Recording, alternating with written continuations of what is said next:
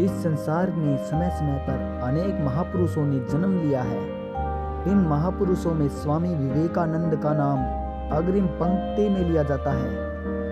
अपने अनेक सामाजिक कार्यों एवं शिक्षा के क्षेत्र में अद्वितीय योगदान के कारण आज स्वामी विवेकानंद संपूर्ण विश्व में उच्च स्थान रखते हैं। 12 जनवरी 1863 को प्रातः काल में इस महापुरुष ने भारत की पावन धरती पर जन्म लिया।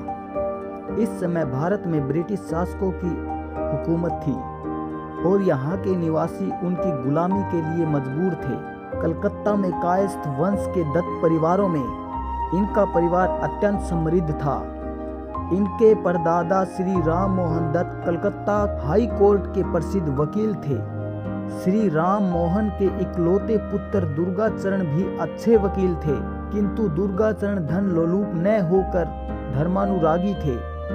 उन्होंने केवल 25 वर्ष की आयु में संन्यास लेकर घर का त्याग कर दिया था।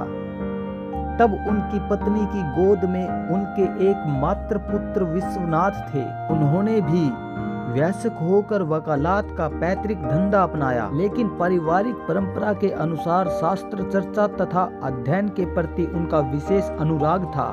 इन्हीं विश्वनाथ की पत्नी भुवनेश्वरी देवी ने स्वामी विवेकानंद जैसे महान पुत्र को जन्म दिया।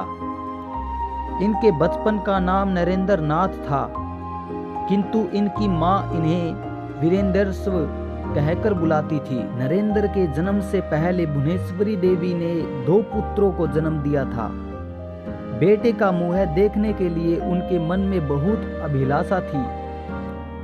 पुत्र कामना से वे एक दिन इतनी ध्यान मग्न हुई कि उन्होंने साक्षात महादेव के दर्शन किए। उन्होंने देखा भगवान शिव शिशु के रूप में उनकी गोद में आ बैठे हैं।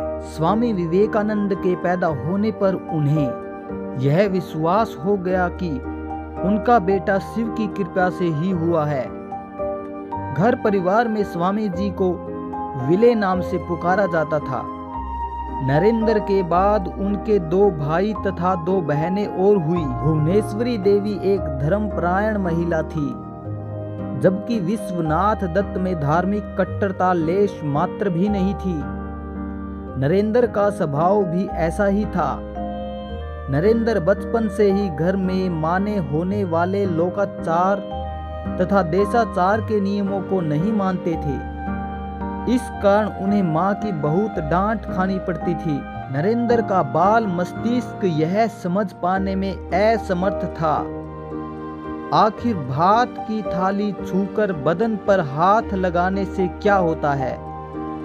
बाएं हाथ से गिलास उठाकर पानी क्यों नहीं पीना चाहिए, या ऐसा करने पर हाथ क्यों धोना पड़ता है? जब कभी नरेंद्र अपने मस्तिष्क में उठते प्रश्नों के उत्तर अपनी मां से जानना चाहते तो वे संतोषजनक जवाब नहीं दे पाती थी। ऐसे में नरेंद्र लोकाचारों का उल्लंघन करके देखते कि आखिर इससे क्या होता है।